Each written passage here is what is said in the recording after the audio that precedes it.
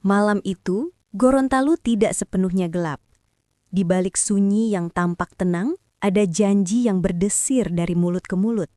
Janji yang tidak ditulis di kertas, tetapi di dada orang-orang yang telah terlalu lama menahan luka. Rumah kayu itu menjadi saksi bahwa kemerdekaan selalu lahir dari percakapan kecil yang jujur. Sebuah rumah kayu. Lampu minyak menyala redup. Hujan tipis di luar. Kusno Danupoyo berbisik. Malam ini terlalu sunyi nih. Sunyi yang berbahaya. Nani Wartabone menatap api lampu. Bukan sunyi yang berbahaya, Kusno. Keraguanlah yang membuat malam jadi musuh. Kusno, kita akan berhadapan dengan senjata, dengan nama besar, dengan kekuasaan yang sudah ratusan tahun berdiri. Nani, pelan, tegas. Dan mereka akan berhadapan dengan sesuatu yang tak pernah mereka miliki. Tanah ini dan adat yang menjaganya. Seorang pemuda. Jika gagal? Nani, menoleh. Jika gagal, kita dicatat sebagai orang yang mencoba. Jika tidak bergerak, kita dicatat sebagai orang yang rela dijajah.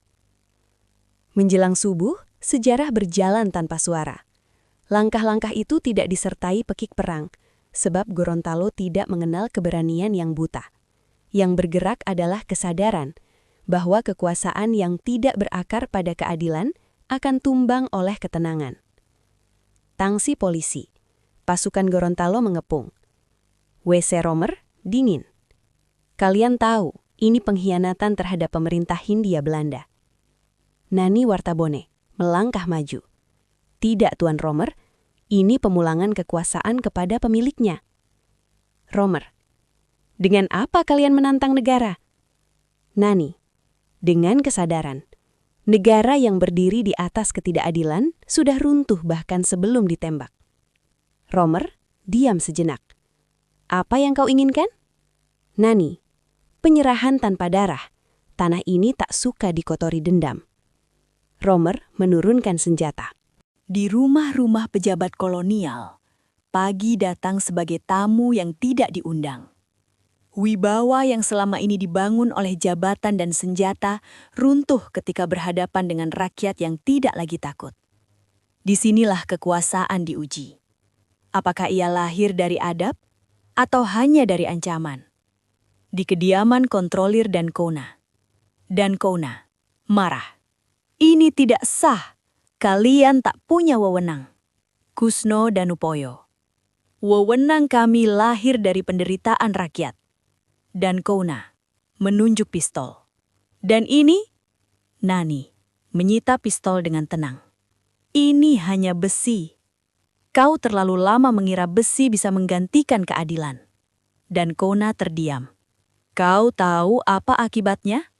Nani, kami tahu harga kemerdekaan. Dan kami sudah membayarnya jauh sebelum hari ini. Setelah kekuasaan dilumpuhkan, sebuah simbol harus ditegakkan. Bukan untuk pamer kemenangan, melainkan untuk menanamkan arah. Bendera itu tidak sekadar kain. Ia adalah perjanjian. Bahwa merdeka berarti berpikir, bukan bertindak sewenang-wenang.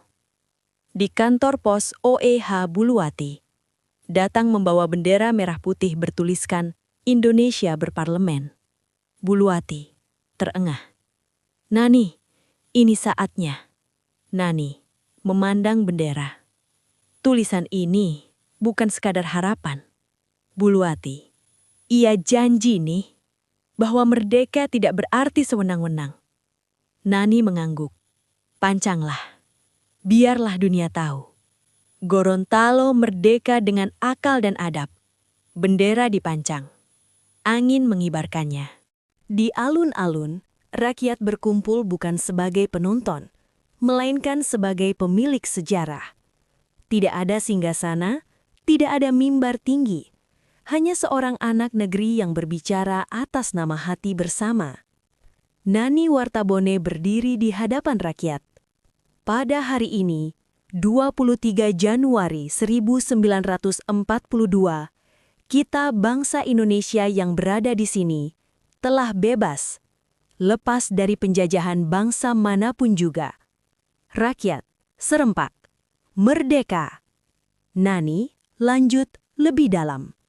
Ingatlah, kemerdekaan ini bukan untuk meninggikan diri, tetapi untuk merendahkan kezaliman.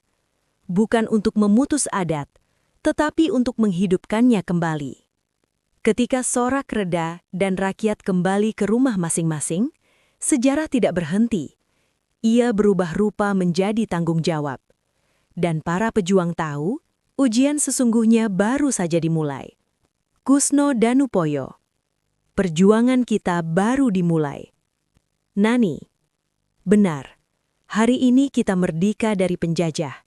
Besok kita diuji oleh diri sendiri. Kusno. Dan adat. Nani. Adat adalah kompas. Selama ia dijaga, Gorontalo tak akan kehilangan arah.